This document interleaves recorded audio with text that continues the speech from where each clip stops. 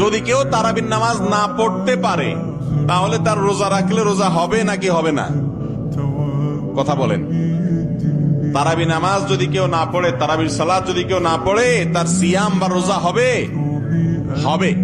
আমাদের দেশে মানুষ মনে করে যে তারাবি না পড়লে কি হয় না, রোজা হয় না। আসলে তারাবির সাথে রোজার সম্পর্ক নাই। তারাবি পড়লে সব হবে, কিন্তু তারাবি কেউ না পড়লে যে তার রোজা হবে না এমন কোনো কথা। কিন্তু তার মানে কি তারাবি পড়বেন না?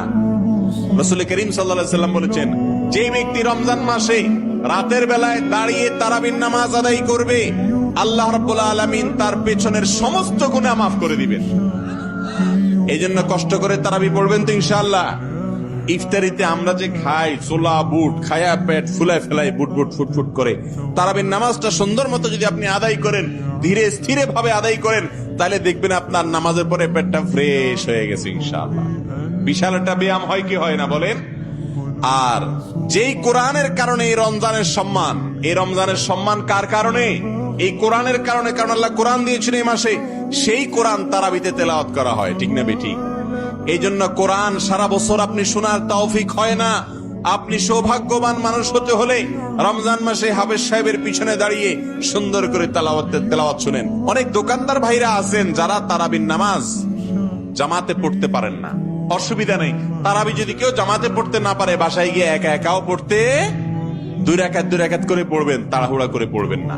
তারাবির শুধু কোরআন তেলাওয়াত না, সূরা তারাবি হইলেও ইমাম সাহেবরা এমন ভাবে রুকু সিজদা করে, এমন ভাবে উঠে যায়, মনে হয় তারাবি মানে হলো তুফান মেল, 4G 5G গতি দিয়ে তারাবি, মানে শেষ হইতে দেরি নেই। আল্লাহু আকবার, সামি আল্লাহু লিমান হামিদা, আসসালামু আলাইকুম ওয়া রাহমাতুল্লাহ, মানে এমন হুলস্থুল করে মনে হয় যে কেউ দৌড়াইতে আছে পিছন দিয়ে।